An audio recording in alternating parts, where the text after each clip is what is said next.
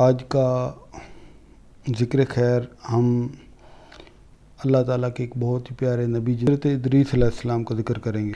حضرت ادریس علیہ السلام کے نام و نسب میں تاریخ میں کافی اختلاف پایا جاتا ہے۔ مختلف مورخ اس بارے میں مختلف باتیں کہتے ہیں۔ کہا جاتا ہے کہ حضرت ادریس علیہ السلام حضرت نوح کے پردادا تھے۔ ایک روایت کے مطابق آپ کا نام انہو تھا، ادریس لقب تھا۔ آپ کے والد کا نام یارو بھی بتایا جاتا ہے۔ ایک روایت آپ کے والد کی عمر 165 برس تھی۔ آپ کی ولادت کے بارے میں علماء کرام کے دو گروہ ہیں۔ ایک طبقے کا خیال ہے کہ آپ مصر کے علاقے حنف میں پیدا ہوئے، دوسرے کے مطابق آپ بابل کے قدیم ملک میں پیدا ہوئے۔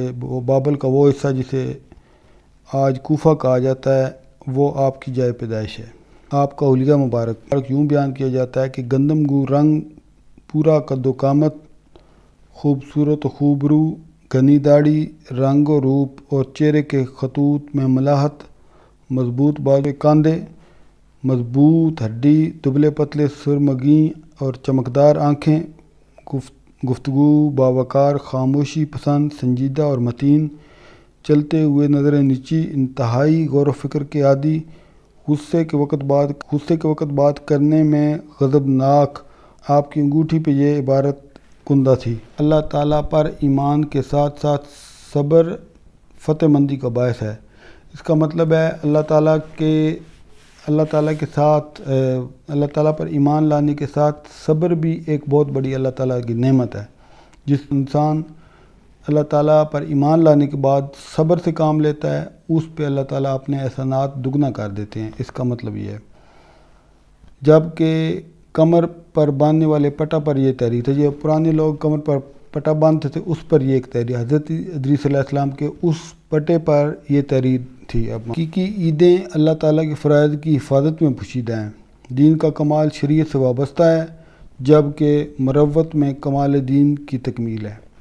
شریعت کے ساتھ مروت کا بھی بہت درس دیا گیا ہے اس میں۔ نماز جنازہ کے وقت جو پٹا آپ باندھتے تھے اپنے پیٹ پر، اس پر جو جملے لکھے ہوئے تھے وہ یہ ہیں: سعادت مند وہ ہے جو اپنے نفس کی نگرانی کرے، انسان کے شفیع اس کے اپنے نیک اعمال ہوتے ہیں۔ حضرت ادریس علیہ السلام شروع سے ہی بڑے عبادت گزار اور گوشہ نشینی کے عادی تھے۔ جب آپ بلوغت کی عمر کو پہنچے تو اللہ تعالیٰ نے آپ کو نبوت کی نعمت عظمیٰ سے نوازا۔ فرشتوں نے آپ کو یوں پکارا: اے ہنوک، اٹھو، گوشہ نشینی سے نکلو، زمین کے باشندوں میں چلو پھرو، ان کو وہ رستہ دکھاؤ جن پر ان کو چلنا چاہیے، اور وہ طریقے بتاؤ جن پر ان کو عمل کرنا چاہیے۔ نبوت سے سرفراز ہو کر آپ نے لوگوں میں تبلیغ شروع کی، مگر مفسد اور شریر لوگوں نے آپ کی باتوں کی طرف دھیان نہ دیا۔ آپ کی قوم میں حضرت آدم اور حضرت شیث کی شریعت کی مخالفت ہی رہی، چند لوگ ہی آپ پر ایمان لائے، کیونکہ یہ حضرت آدم اور حضرت شیث علیہ السلام کی ہی شریعت کو آگے فالو کر رہے تھے اور ان کو آگے چلا رہے تھے، اس لیے یہاں پہ یہ بات لکھی ہوئی ہے۔ جب آپ نے اپنی انتھک کوششوں کے ساتھ لوگوں کو رشد و ہدایت کی طرف بلایا اور انہوں نے آپ کی سنہری باتوں کو توجہ نہ دی تو آپ کو بہت بڑا دکھ ہوا۔ آپ نے اپنے پیروکاروں سمیت مصر کی طرف ہجرت فرمائی۔ حضرت ادریس اور آپ کی قوم دریائے نیل کے کنارے آ کر آباد ہو گئی۔ آپ نے وہاں بھی پیغام الہی پہنچانا شروع کر دیا۔ آپ اس زمانہ میں کل زبانیں 72 تھیں جو بولی جاتی تھیں۔ آپ کو اللہ تعالیٰ کے فضل سے یہ تمام زبانیں آتی تھیں اور آپ یہ تمام زبانیں بولتے تھے۔ ہر فرد سے اس کی زبان میں گفتگو کرتے تھے۔ جب اسلام کی تبلیغ کرتے تو مقامی زبان میں لوگوں سے وعظ فرماتے۔ اس سے وعظ و نصیحت کا عمل بہت تیز تھا۔ اللہ تعالیٰ نے آپ پر 30 صحیفے نازل کیے۔ ادریس علیہ السلام نے جو کام شروع کرائے، یعنی ان کی ایجادات: ترازو آپ نے ایجاد کیا، رائے خدا میں جہاد آپ نے کیا، قلم کے ساتھ لکھا، بنو قابیل کو قیدی بنایا، جہاد کے لیے ہتھیار بنائے۔ سب سے پہلے حساب اور نجوم کے علم میں غور و فکر کیا، کپڑے سیے۔ آپ سے قبل لوگ کھالیں بطور لباس استعمال کرتے تھے، سب سے پہلے روئی کا لباس پہنا۔ حضرت ادریس علیہ السلام نے عام لوگوں کو 3 طبقوں میں تقسیم فرمایا: ایک کاہن، بادشاہ اور رعیت۔ قائن سے مراد علماء دین اور درویش لوگ جو اللہ تعالیٰ سے اپنی بادشاہ اور رعایا کی اصلاح اور فلاح کے طلبگار ہوں۔ بادشاہ اپنی ذات اور رعیت کی خیر طلبی کے ذمہ دار ہوں گے اور عوام صرف اپنی خیر اور اصلاح کے ذمہ دار ہوں گے۔ اس طرح علماء کرام درجہ اول، بادشاہ درجہ دوم اور عوام درجہ سوم پر تھی۔ حضرت ادریس علیہ السلام نے دنیا کے 4 مختلف حصوں میں جو بادشاہ مقرر کیے تھے ان میں سے اسکلبیوس سب سے زیادہ عظمت و قوت والا تھا۔ اس نے آپ کی امت کے قوانین شریعت پر چلانے اور شریعت کو نافذ کرنے میں بہت جدوجہد کی، پھر خود بھی رائے ہدایت سے منحرف ہو گیا۔ اس نے حضرت ادریس علیہ السلام کی محبت میں گمراہ ہو کر ہیکلوں اور عبادت گاہوں میں ان کے بت بنا کر رکھ دیے۔ حضرت ادریس علیہ السلام ہمیشہ روزہ رکھتے تھے، ہر روز 12,000 تسبیح پڑھتے تھے۔ آپ کی محفل میں فرشتے بھی حاضر ہوتے تھے۔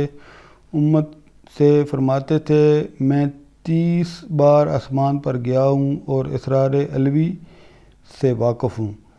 فرشتوں کو ہوا میں اڑتے ہوئے دیکھ لیتے تھے۔ اگر آپ بادل کو پکارتے تو وہ جواب دیتا جسے لوگ بھی سنتے تھے۔ حضرت کعب کا بیان ہے، ایک دن آپ کسی کام کے لیے جا رہے تھے، آپ کو سخت گرمی محسوس ہوئی۔ آپ نے عرض کی پروردگار، میں آج دھوپ میں چلا ہوں، مجھے سخت گرمی محسوس ہو رہی ہے۔ وہ فرشتے اس کی گرمی کو کیسے برداشت کرتا ہوگا جو ایک دن میں 500 سال کی مسافت میں سورج کو اٹھائے رکھتا ہے۔ مولا اس فرشتے سے اس سورج کے بوجھ اور گرمی کو ہلکا فرما دے۔ جب صبح ہوئی تو فرشتے نے سورج کے بوجھ اور تپش کو کم پایا۔ فرشتے نے عرض کی، یا رب تو نے اس کمی کا فیصلہ کیوں فرمایا؟ اللہ تعالیٰ نے فرمایا، میرے مقرب نبی حضرت ادریس علیہ السلام نے تجھ سے سورج کے اس بوجھ اور تپش کو کم کرنے کی سفارش فرمائی تھی، میں نے اس سفارش کو قبول کیا۔